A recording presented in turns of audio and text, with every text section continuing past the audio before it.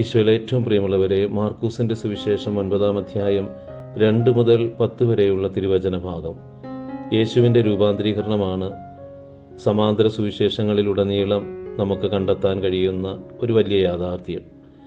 യേശുവിൻ്റെ ഈ മഹത്വം ദർശിച്ച ശിഷ്യന്മാർ കുരിശിൽ വിരൂപമാക്കപ്പെട്ട ക്രിസ്തുവിൻ്റെ